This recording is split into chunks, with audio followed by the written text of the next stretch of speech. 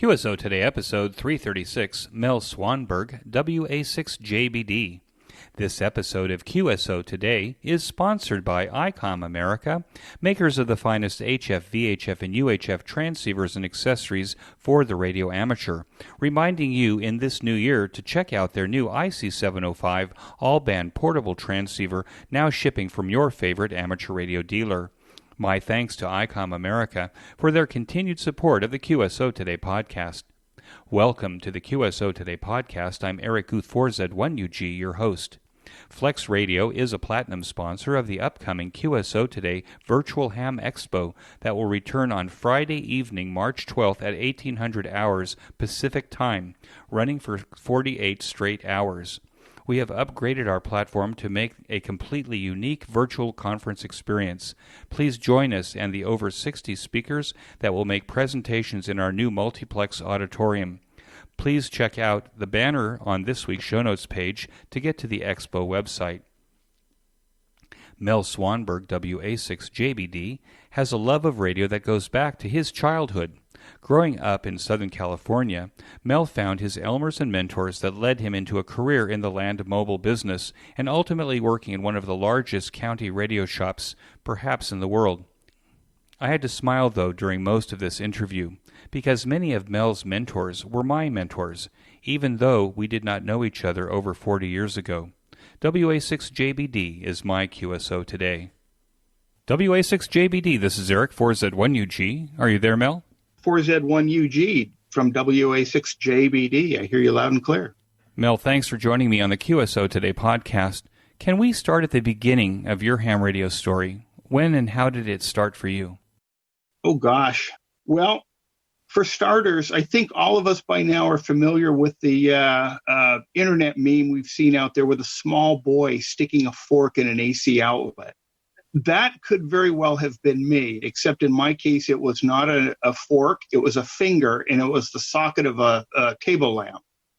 And I was not injured by that experience. In fact, I was intrigued enough that I did it again before I was caught and told firmly to stop.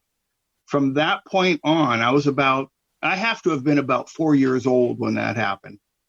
I was fascinated with everything electric and electronic, the TV, the radio, the vacuum cleaner. I mean, if it plugged in and ran on electricity, I was there. So one day I was out poking around in the garage, a small boy, probably maybe 5 at this point, and I came across this thing, and it had knobs and dials on it. I started playing with it. And my dad, he must have been sent out by my mom or something to find me and found me playing with this BC342 that was just collecting dust on the garage floor. And he says, "You like that thing?" And I says, "Yeah." And he says, "You want it?" And I said, "Yeah, I do." And he says, "It's yours." And he brought it in the house, opened it up on the kitchen table, and fixed it up and made it work. And from that point on until well into high school, that was my favorite toy out of everything. So we have to ask the obvious question, Mel. Why did he have a BC342 receiver in the garage? I'm glad you asked. My father was an engineer in the aerospace and defense industries and later with Xerox. And he had been an electronic technician in the Navy during World War II. And after the war, he was from Massachusetts. And after the war, he bought that from the very first Radio Shack store that was in Boston. And he had a friend that was a ham, Franny Moy, W1SPG. I never met him, but I sure heard a lot of stories. So my dad had a latent interest in ham radio. It wasn't until much, much later that he actually got licensed. But he certainly knew a lot about it. So he picked that up right after the war, and I don't know really what all he did with it in the time he had it, but in the grand scheme of things, it was apparently left there for me. Well, it seems to me that the garages of the 60s were full of all kinds of treasures that our parents or grandparents passed along to us. Was there anything else that you found in there that was of deep interest? Not radio related, but as a result of some of my father's work, he did a lot of work early on in the 60s with lasers and holography. And so he had some lasers there, and he had glass holographic plates, some small models. For example, there was an aircraft carrier. It was probably only about 6 inches long, and it didn't have any color or anything, but it was something that was used during his research for work in making holograms. Besides the radio, that kind of stuff was the clutter that was in our garage. Sounds like amazing clutter. Absolutely. And to talk about my father and some of the things that he did would require another QSO someday. At some point, maybe we should have that. Let's move on a little bit. So here you are, you're a little bit older, you have this BC 342 now. What kind of world did the BC 342 open for you? Well, very obviously, it taught me about radio. My father knew enough about what was on the airwaves to get it set up and point me in some certain directions, and we listened to shortwave broadcasts. He seemed to be particularly fond of the musical themes that the shortwave broadcasters would start off as they'd turn on their transmitter and play some music for 15 minutes and then start their broadcast day. But he also knew about ham radio. So I spent a lot of time listening on particularly 75 and 40 meters and 20 meters. Well, the BC 342 only goes up to 18 megahertz. So it covered those bands and then down to 160. So I spent a lot of time. So I was very familiar with ham radio and what people did with it. Although I really didn't have a clue how to bridge that gap. That didn't happen later until I was in a freshman in high school. And this is the point where we probably could segue to other mentors, because it was in high school that I got licensed via the metal shop and electronics shop teacher. Let's go back a little bit and tell us, where's the hometown? It's Claremont. It's a suburb of Los Angeles, about 35 miles to the east of Los Angeles. Right, and it's home of Harvey Mudd College, which is an engineering college, and the Claremont College is there. Exactly. It seems to me that there would have been even an active amateur radio club there. There was, probably still is, but I was completely unaware of it. So then what happened in high school? Well, in high school, in selecting, you get an opportunity to select elective classes, and I saw that they had electronics. And so naturally, I signed up for it. The teacher there, it was Harold Cole, WB6WVW. He got to know me fairly quickly because I already knew the material that he was teaching them. I'd spent many hours talking with my dad about electronics and so on. Was quite adept by the time I was in high school. Basically, he recognized that there wasn't anything in his class that was going to be new to me. And so he brought me over to a locked room on the side of the shop building and showed me the ham station there. There was an HF station set up. It had a Swan 500. It had a tri-band beam on the roof and a couple of dipoles. And he fired it up and showed me the ropes.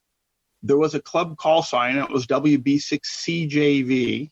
My electronics class, for the several years that I re-upped for it, consisted of me walking into the classroom. He would throw his keys to me from across the room. I would unlock the door to the ham shack, throw them back, and spend the class hour playing ham radio. And as he had spent some time, lunch hours after school and so on, getting me up to speed and making contacts with me. And at some point or another, he was confident enough that I could operate the station without getting him into trouble. When did you get your first license? I was 15 at the time. So I think I would have been a sophomore in high school, I guess. Mr. Cole helped me, guided me into the materials that I needed to study up to get the license. And my parents had bought me the records. What was it? The Farnsworth method for learning Morse code. And Mr. Cole made arrangements with a next door neighbor of his to give me the technician test. And so in 1975, I became WA6JBD. This is my first and only call I've ever had. You're age 15. You have this new call sign. You have a technician class license. So where did that take you? Mr. Cole gave me, there was a stack of old radios. It was an ANVRC-19, which was a Korean War era VHF FM radio. And he gave me 5 of them and said that, between the pile of them, you should be able to make one work.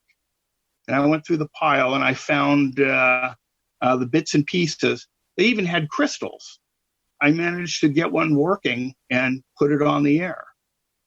Interestingly enough, the crystals were for one frequency, 146.76. Yeah, as I recall, that was a controversy in Southern California because I think Kingman, Arizona was the closest 7.6 repeater. Yeah. Well, interestingly enough, though, that having that frequency was what led me to my first real rig. I got this thing on the air and had made a few contacts, and it was my father listening to the nonsense going on that channel. He says, no.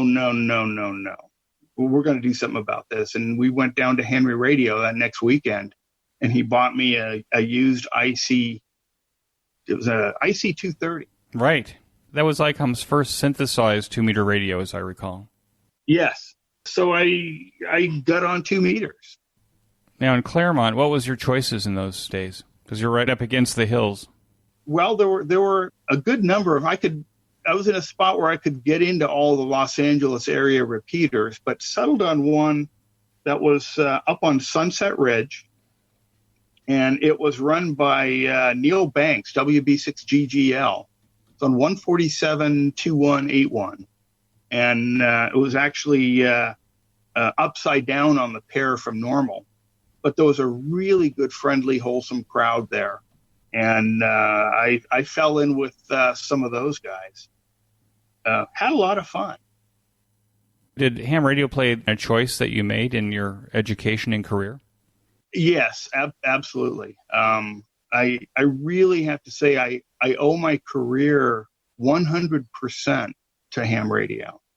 And in some notable cases, it directly led to being gainfully employed. So while I was in high school and shortly after I'd been licensed, and on this 2-meter repeater, we referred to it as the Baldy repeater. I met some local hams, and one of them was working at a two-way radio shop in Upland. And he told me that there was a club starting at the Heathkit store down in Pomona. And so I can't remember now if it was once a month or once a week, but we met regularly at the Heathkit store after they closed. So I got to know some of the folks there. That eventually led me to a job at the two-way shop in Upland as a kid in high school. So while most of my peers were working at the pizza place or flipping burgers, I was fixing radios for the local police and fire departments. Well, that's pretty cool. Was that a Motorola shop? No, it was an E.F. Johnson shop. It was Communitronics, and it was owned by a gentleman by the name of Bill Gary. And I know he was a ham at some point, but I don't know what his call sign was. I haven't been able to find it anywhere. He was very much a mentor to me for learning the two-way radio business. Taught me a lot that I still use to this day. What do you think is the most important lesson that he taught you? Well, he was a he had been a microwave engineer for the county of Los Angeles before he opened up his radio shop. And he drummed into me the importance of audio levels on remote control lines. And that if the levels aren't right, don't expect anything else to work. That information and how to deal with phone lines, 4-wire and 2-wire remote control lines, and so on. We did a lot of that in the radio shop. Came in handy much later when in my career when I ended up as the running the microwave radio shop for the county of Riverside for 20 years. And that was one of the things that was critical to, all those radio circuits and data circuits to operate correctly. And so he taught me some basics there that really came in handy. Surprisingly enough, simple things like audio measurements and audio levels and being able to work in decibels and dBm and so on seems to be something that's lost on a lot of the technicians out there. But I had an edge because it got drummed into me from a really early age. Are you still in the two-way radio business? Yeah, absolutely. Well, let me back up a little bit. After working for Bill Gary for a few years, I went on to City of Glendale, and then I was living up in the high desert in the Acton area, and met a gentleman by the name of Dick Miller, KJ6W, I think is his call. And we chatted, and he happened to be the department director for the communications department for Riverside County. And he invited me to apply for an opening that they had. And I worked there for 20 years. I went from there about 15 years ago. I went to the county of San Bernardino, where I work on the public safety radio systems, particularly their 700 and 800 megahertz trunk systems. I think the count is something like 70 sites in our system. And now this message from ICOM America. ICOM wants to wish you a very happy 2021. This happiness should include hours of fun and enjoyment with the new ICOM IC705 portable transceiver. The ICOM IC705 is the perfect sidekick for amateurs that enjoy operating any mode both indoors and outdoors. It is the perfect QRP companion with base station features and functionality at the tip of your fingers in a portable package covering HF 6 meters, 2 meters, and 70 centimeters.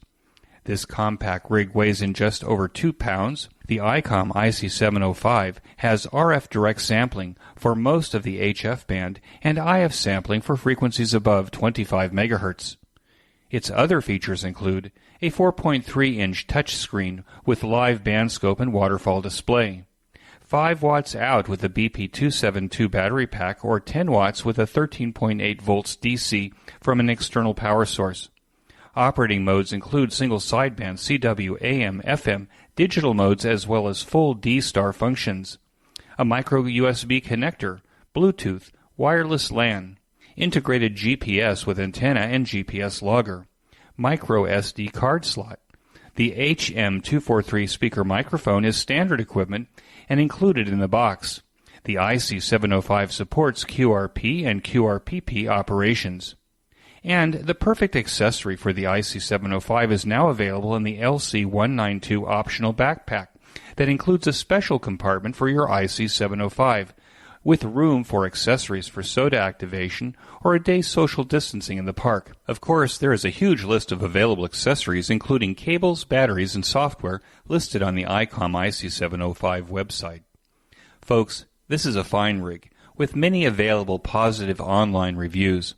It will become the de facto standard as a baseband rig for microwave operators, and since it now has the RS-BA1 IP-based remote control software, the IC705 will be the first choice as a remote-based rig.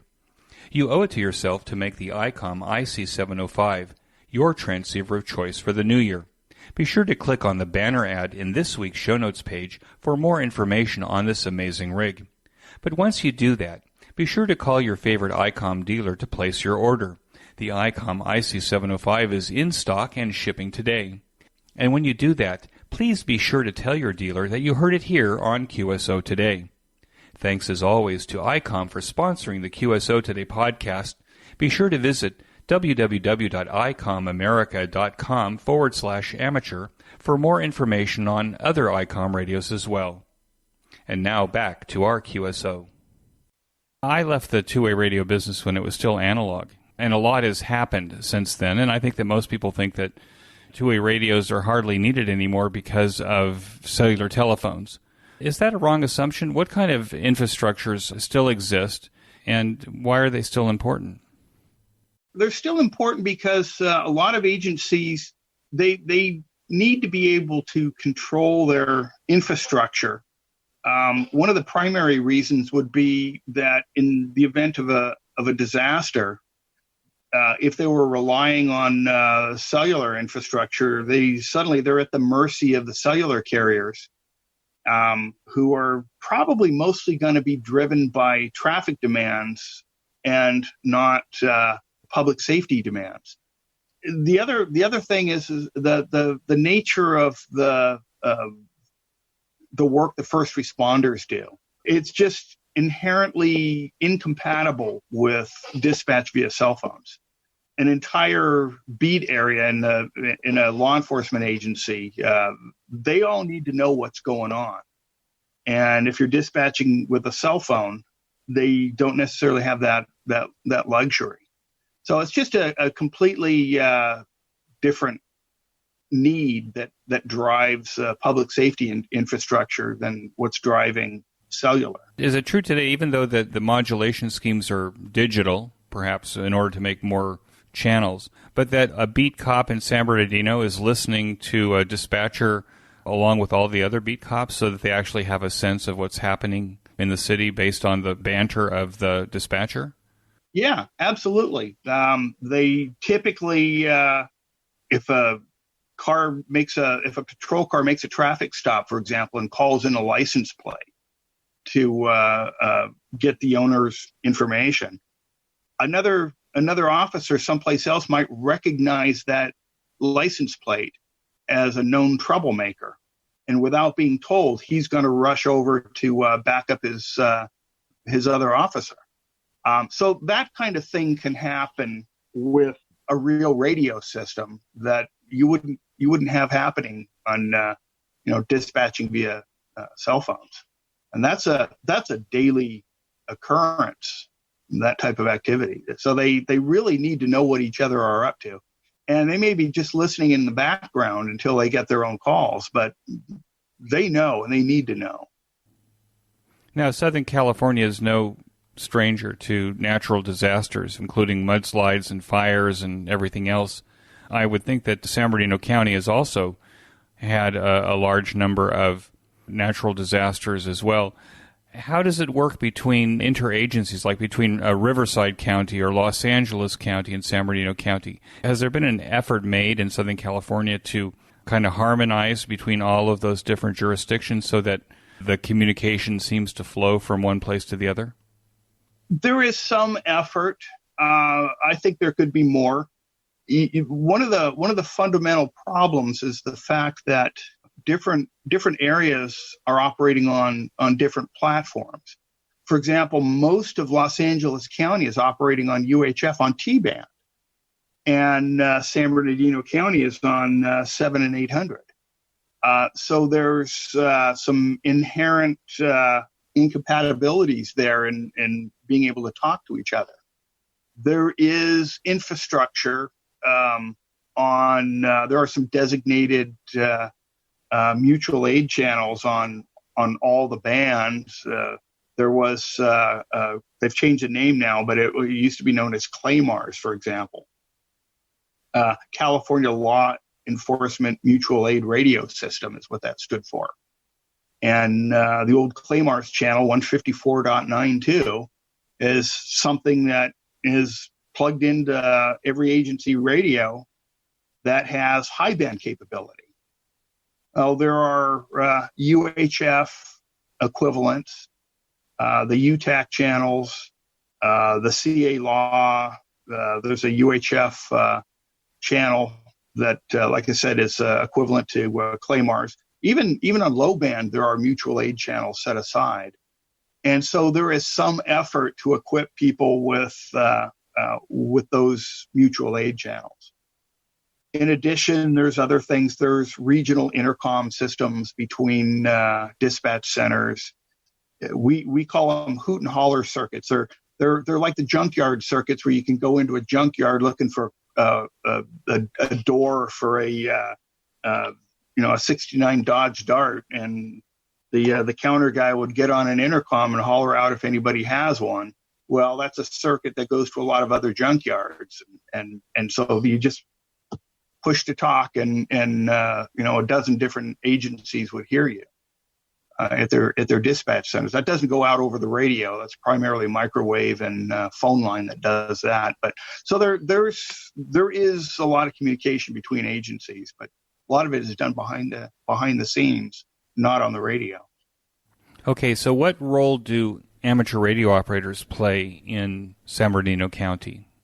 Well, the county fire department has their emergency communication center, and they have a pretty active ham contingent that can get deployed during. Typically, they get deployed during wildfires and so on. And I can't really speak a whole lot of that because I don't get involved in the MCOM side of ham radio. I get quite my fill of that at work. So I'll leave that to the folks that really have the time to do that. But there is the county has a ham station set up at their EOC facility. They bring a lot of folks in whenever there's a need to. Now, you seem to be quite active in clubs in Southern California, and one of those clubs is the San Bernardino Microwave Society. Now, we've had some other hams on the QSO Today podcast who are also members of the San Bernardino Microwave Society. Can you talk a little bit about the society, what it does, and what your involvement is? Well, I'd like to talk about how I got involved, because that's kind of, to me anyway, is an interesting story. I was running the microwave shop at Riverside County, and I had been aware for many, many years about the San Bernardino Microwave Society because I had all the old ARRL books, the VHF, UHF Experimenter's Manual, and things like that. And there were occasional mentions of them, but I had no clue how to get a hold of them until the internet came along. And in poking around on the internet, I came across the frequency and other information about a 2 gigahertz beacon that was up in the San Bernardino Mountains. And so I from just junk parts, I built a 2 gigahertz, a 2304 receiver to see if I could hear it. And I had a coffee can feed horn that I put together up on the roof of my office at work, and aimed it up there, and lo and behold, I could hear it. And I decoded the CW message, and it had some information on how to QSL. So I did. I sent a letter off, and a couple weeks later, I got a reply from Chuck Swedblom, WA6JBD. That started some snail mail correspondence back and forth, and that's what brought me into the SBMS. How big is the SBMS, the San Bernardino Microwave Society, and what is its agenda? It's about 100 members worldwide, and probably, I'm going to say maybe 40 or 50, about half of them are local to Southern California. And we've got members in San Diego and folks up in the Bay Area that are part of the 50 megahertz and up group. I know you've talked with some of them. And then we have people that check in from, just all over the place. The agenda is advancing communications above 1,000 megacycles. If you if you go back to their original 1955 objective. And that's still what they do. We're building stuff, sharing information, trying to keep the bands active so we don't lose the spectrum. All of the above. How seriously is that spectrum threat? What should the listeners know about that from your perspective? I think above 2 meters, I think all of our spectrum is severely threatened. I know once you get to the 440 band and above, virtually all of it we use by virtue of the fact that it's shared with other services that don't mind sharing with us, particularly the military. And there's just constant pressure to find other uses for it. There's a huge amount of money to be made in broadband spectrum for internet use, for cell phone use, and things like that. And right now, it appears that that's the motivating factor that's driving a lot of the innovation out there, and there's just a constant need for more spectrum. It's a big monster. I think that certainly most of the cell phones are sitting now between 800 megahertz and 3 gigahertz, but with the new 5G initiatives, I think we're looking even at frequencies all the way up to like 25 gigahertz, right? Probably. I don't pay a whole lot of attention to the technology that they're coming up with for 5G and what will probably come to be known as 6G. But yeah, there is pushes for spectrum easily that high. And as a result, every piece of it is under threat of reallocation. I have my doubts as to how much of it we can keep in the long run. Based on the occasional use versus the full-time use. Exactly. So there's a lot of dollars that are to be made by this. Our regulators have long lost sight of the intrinsic value of having spectrum available for people to experiment. I owe my career entirely to ham radio and access to the spectrum. And I can't be the only one. So its use as a learning tool to take kids who are interested in the art and science of radio to turn it into a real career and real innovation. They've lost sight of the value of that, I think. And they're just looking at the bottom line to be made by spectrum auctions and broadband so people can watch cat videos in their car. Do you think that those kids are there? Do you think that playground is still necessary for the training of future engineers who do RF design and microwave? I think so. Electronics, the whole field of electronics is a lot more diverse than it was back in the 60s. There's a wide variety of interests. So there are kids out there that they're getting their knowledge through the internet, the computing side. I don't know how many kids I know who have said that they, when you ask them what they want to be when they grow up, they want to write and create video games. So there's a lot of that. But there's still a lot of kids out there that are interested in hard science, the physics behind radio. Access to the spectrum as an amateur is I still think it would be really valuable for them to get a solid foundation of understanding of electronics in general.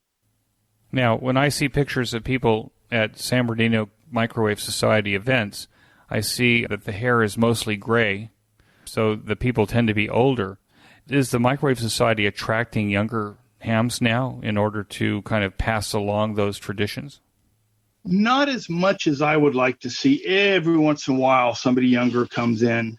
We definitely have a problem there, not just in the society, but in ham radio in general, attracting and retaining younger people. there's a lot of younger guys that are doing things like the Arden digital network, the mesh network stuff. And there's a fair amount of activity there, but very few of them are actually members of the Microwave Society. And I don't know how many of them are even aware, but we need to probably reach out more to them and make them part of it. We have a pretty close association with the Amateur Television Network. They broadcast our meetings on ATN every month. We need to form an alliance with the Mesh guys in the same manner, and probably with other clubs too. As a matter of fact, that's kind of a unique thing about SBMS in the meetings. What's going on right now with COVID is actually a cooperation between three clubs. There's a Microwave Society that's conducting the meeting.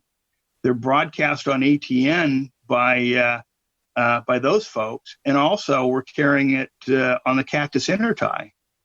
And so we have a close association of three separate distinct clubs pulling together to make these meetings happen, these virtual meetings happen. So there's been a cross-pollination of talent between clubs that way, and I think we really should expand that to other clubs, particularly if they're doing something on microwave. Let me take a quick break to tell you about my favorite amateur radio audio podcast, and that's the Ham Radio Workbench podcast with George, KJ6VU, Jeremy, KF7IJZ, and it now includes Michael Walker, VA3MW, where they pursue topics, technology, and projects on their ham radio workbenches every 2 weeks. The group documents their projects and makes circuit boards available to their listeners. They have interesting guests and go in deep. Jeremy may complain about the overall length of the podcast, but friends, let me tell you that I could listen to it all day, and that's good.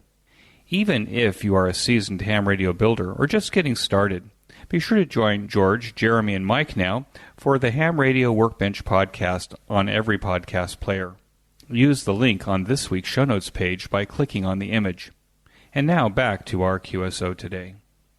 Now, you brought up the COVID-19 pandemic, which we're all suffering through right now. How has membership increased as a result of that? You said earlier that you've got San Bernardino Microwave Society members around the world. Are they now taking an active part? Is that how the Microwave Society is actually doing its meetings now? Over the internet as well as part of these networks so that people from outside of the area can join? Yeah, and that wasn't really the intention, but that's one of the benefits that's shaking out of it all. We do see check-ins from out-of-state hams that are participating in the meetings and mostly observing, but participating as well. We have much better attendance from our own meetings here locally in Southern California, and we get a good handful of the guys up in the Bay Area that are checking in on the monthly meetings as well. So in a way, the pandemic and our response to it has been quite beneficial. Do you think that virtual then will be here to stay as a supplement to the live meeting once the pandemic ends and we've all been inoculated and we can go out and meet with live human beings again? Do you think that there will continue to be a virtual component to the San Bernardino Microwave Society? It's been talked about. I don't know that any final decision has been made, but I certainly think it should be a permanent fixture in how we do things. That's where you need the expertise of the amateur television network so that you've got the studio equipment to cover a meeting and its presenters. But I think it also gives you the opportunity to take presenters from outside of the area to present at your meetings as well. Yeah, that's a very good idea. I'd like to see more of that because there's when it comes to microwave, this is it's kind of a rarefied elevation of people who are doing it. I don't know what percentage of licensed amateurs play above 1 gigahertz, but it's not very many compared to the number of licensees. I would say that there's maybe 75 or 100 in California, maybe 1,000 nationwide. Just grabbing numbers out of the air here, but I think you'd find that that's about it. So we'd certainly love to hear more from folks in other areas. There's the microwave update conferences that are held every year, and there's generally a representative from every continent except Antarctica that shows up at these things. And so there's definitely worldwide interest. So a web presence with regular meetings potentially has that kind of audience. I've always gotten the impression, maybe wrongly, that in order to be a 1 gigahertz and up ham, I actually have to be kind of like a metal shop expert. I need to know how to mill and to drill and to fabricate in order to be able to make tuned circuits for microwave. Is that like way off the mark? It doesn't have to be. I wouldn't say it's way off the mark because there is a lot of that goes on. But the nice thing about doing it in a club environment like this is that there's an opportunity to pool resources. We've had guys with metalwork capability that would produce things for people. We've got other guys that could tune filters and things like that, surplus components and so on. So not everybody has access to a vector network analyzer for tuning up a piece of surplus hardware. But those that do typically offer up their services so that somebody who doesn't can handle it. For one individual to have all those particular skills, it's helpful, but it's really not necessary. And it's not one of those things that should put somebody off from joining and participating and getting active on the microwave bands, because there is somebody there with the skill sets that will help you. Let's change gears a little bit, because I think that one of the interesting things I've come to know about you as we started putting this together was that we have kind of a common association. As you know, I was never successful at getting Robin Critchell, WA6CDR, one of my early mentors and co-founder of the Cactus Intertie, to the QSO Today podcast. But I'm pleased to see that you're the current president, right, and general manager of the Cactus Intertie? Well, I was until July of 2020. And after 8 years, I stepped down. It's a big operation, can be quite the handful. It was somebody else's turn. So they haven't updated their website yet, and so just a word to you. But I was an early member over 40 years ago, so it kind of like brings nostalgic memories back to me. Can you tell the larger audience what the Cactus Intertie is, or what it's kind of evolved to be, and what kind of impact it's had on hams in, say, Southern California? Oh, sure. Well, the Cactus Intertie started in 1973 with linking 440 repeaters together, has since grown to an organization that consists of about 20 affiliate clubs and about 150 sites that are linked full-time. California, part of Nevada, Arizona, Utah, Colorado, Texas, New Mexico, and we have an affiliate in the Washington, D.C. area that comes in via internet. The vast majority is RF linked. Each individual affiliate club handles their own membership administrative functions. So the Cactus Intertie itself is the conglomeration of all of the clubs in the system. The parent organization is known as Cactus Intertie Incorporated. That's the Southern California affiliate that I was president of for 8 years. Right, and it actually had its beginnings in Claremont. Yeah, it's interesting because when I was a kid, between the time of sticking my finger in the lamp socket to getting my ham license, I had kind of evolved into listening to VHF and UHF. I'd had scanners. I got one of the first Radio Shack programmable scanners that was push-button programmable. I had a bunch of buttons, and you'd press in the pattern and then store it in a memory location. And I found the Cactus Intertie, one of its frequencies, and it was fascinating. I listened to that for years, and it wasn't until the late 90s when I attended my first Microwave Society meeting where I met Robin Critchell, WA6CDR.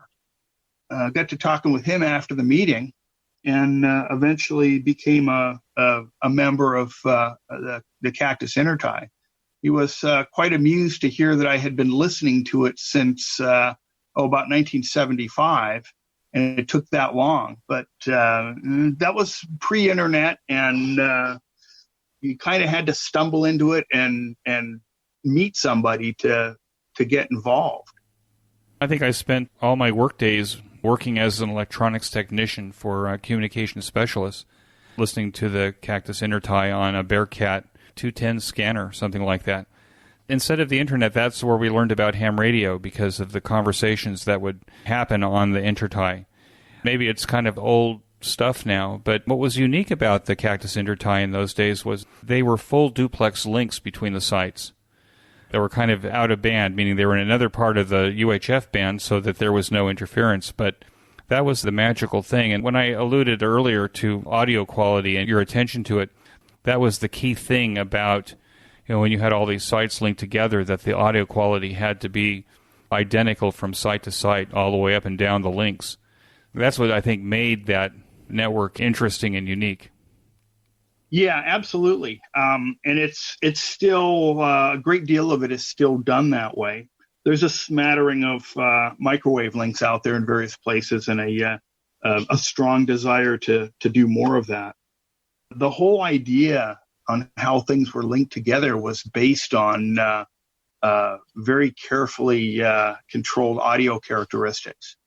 And that's basically done by extracting audio from the receiver as close to the detector as you can get and applying it to the modulator of the next radio as close to the modulator as you can get, which means pretty much dispensing of all the audio handling emphasis, de-emphasis, circuitry, and so on that the receivers typically have.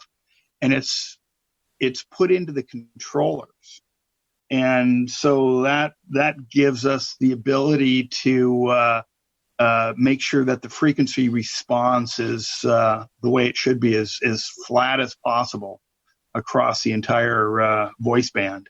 The real reason for that was because there was a need to be able to do control functions 10 or 15 or 20 hops away. And if you're familiar with the term twist in terms of DTMF signaling, twist refers to the relationship of the level between the high tone and the low tone. The decoders don't like to see much of a difference between the tones. And so the only way you can do that across a lot of hops, make the audio characteristics such that there is no twist. Yeah, I remember it was a marvel at the time. This is pre-cellular, pre-mobile phone, that you could drive from the Bay Area all the way out to Lordsburg, New Mexico, and never fall out of the system, which was a couple thousand miles. Right now, I think you could probably drive as far as Alpharetta, Georgia, and still talk into the system. Continuously, all the way across the southern states. Yeah, if you know what buttons to push. Texas and so on is typically isolated from the rest of the network. On a daily basis, somebody turns the link through to them, and there's communications that takes place from one end of the system to the other. But it seems to me that you like being involved in leadership positions in amateur radio clubs. I mean, you're the recording secretary, or you were for the San Bernardino Microwave Society? Not currently. I was for 10 years. I was the recording secretary. I'm not currently an officer of the SBMS, and I am currently on the board of directors for Cactus Intertie. Do I like being in the leadership of the ham clubs? I don't know if that's the term that I would use. I do it because it needs to be done. I'm really feel strongly that hams need to step up and do the work that's needed to keep the clubs going and keep the systems going and so on. It takes a lot of time, takes a lot of dedication, can at times really be a pain in the neck, but it needs to be done. And there's not enough people that step up to actually do that. Somehow or another, I find myself in these positions and will go along and help out. It's very rewarding and very challenging. It's like everything, that the more worthwhile something is, the more difficult it is. And that's very true of running a large club, or, taking the minutes and notes of meetings, or putting out a newsletter, or maintaining a repeater site. It's very challenging, a lot of work, and it's very, very rewarding in the end. From your perspective, what do you think is the greatest challenge facing amateur radio now? Aside from the obvious spectrum concerns, I think the biggest challenge is attracting and retaining younger hams, keeping them active. There's a lot of folks that come to ham radio through the MCOM, the CERT organizations and the classes and so on. That's where we do very good at getting people licensed, but we're not doing really good at getting them to stay in the hobby. They get involved to help. A lot of them are not getting that spark, that interest in the art and science of radio, and we're not doing a good job of showing them what else is out there. 2-meter FM and repeaters is not necessarily amateur radio's best side, particularly in a large metropolitan area. But we're not really doing a good job getting involved in, getting them involved in other aspects of the hobby. There really is something for everybody in this, and we just need to help them find it. Do you have an idea how you might do that? I hear this all the time, that this is the challenge, but certainly every EMS organization, every ARES is licensing hams like crazy. I guess, we're close to 800,000 licensed hams in North America, and the majority of them are not active. So what could these organizations do that could ignite some passion in some of them? I think the best way to do that might be a cooperation with other clubs. Just as an example, I already talked about the symbiotic relationship between Cactus Intertie, the San Bernardino Microwave Society, and Amateur Television Network. Those are 3 completely separate clubs with 3 completely sets of different interests, and yet we're really joined at the hip in a lot of ways. There's a lot of commonality in the members, but the cooperation that takes place between the 3 groups is tremendous. And there's a lot of cross-pollination of ideas and people that takes place because of that. And I think we need to extend that to other areas. I've thrown out an idea. It hasn't caught on. People say, well, that's a good idea. But for example, we have these in the Microwave Society, the predominant mode is 10 gigahertz single sideband. And we build these fantastic radios that can talk hundreds of miles on a microwave link, and multi-mode radios that will do single sideband, CW, FM. One of the things that we've done is some of us have experimented with 10 gigahertz FM. We found that's the mode to use while mobile because you don't deal with the Doppler shift situations. But what about using these radios in an MCOM situation? A lot of hospitals have a ham station, and they've got a 2-meter radio and maybe a UHF radio, and they get on the local repeaters, and they have to kind of fight through the clutter of emergency traffic to talk to another hospital. How about a 10 gigahertz setup on these things where they're using microwaves and, just a basic contest grade radio like, a lot of us have, and use that? A lot of these links might be 50 miles or 100 miles or something like that. we routinely talk on 10 gigahertz over the top of 10,000-foot mountains to the other side. Why can't that resource be used in an MCOM situation? So things like that would be a good way of kind of cross-pollinating the MCOM folks with the microwave folks.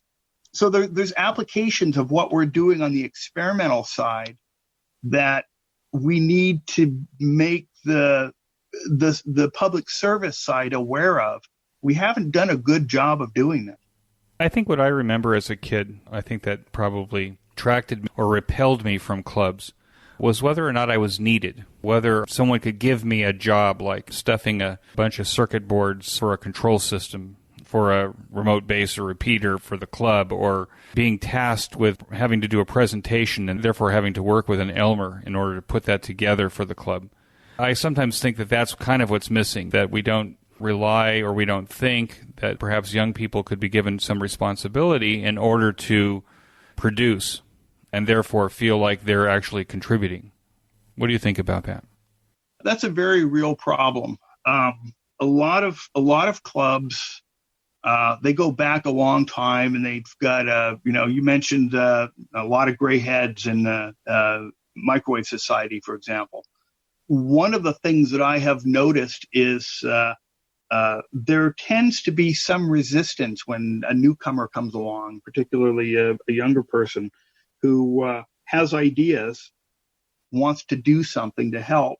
The attitude is, well, that's not how we've ever done it. And the idea dies on the vine, and so does a lot of inspiration from the person who had that idea.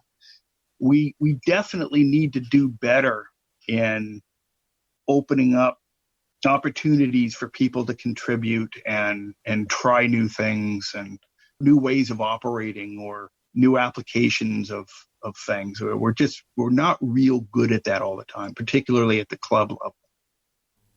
Do you have advice that you would give to new or returning hams to the hobby? Yes, I would. Don't get stuck in the first rut you fall into. There is so much that you can do. There's HF. HF has voice modes, CW, data modes. There's high power QRP. There's HF mobile operation. There are D-expeditions. There's summits on the air. And that's just HF. And I probably just scratched the surface. With VHF, there's repeaters. There's weak signal, there's meteor scatter, there's moon bounce. You can experiment, you can build stuff. There's just a tremendous number of things that you can include a radio into, other activities. Back in the 80s and 90s, I've got my private pilot's license and had an airplane, and I used to run 2-meter mobile, Aero Mobile, and it would create pileups on 146.52. Aviation and ham radio mix very, very nicely together. Backpacking. I've done backpacking with Heathkit HW7 back in when I was a kid, doing 40-meter CW with a Pilot D batteries and a 3-watt transmitter. That was a blast. So, if you're outdoorsy and like to hike and things like that, you can bring radios along. There's just so many things. Try it all. Try as much as you can. It can be as cheap or as expensive as you want to make it. So money shouldn't be an object.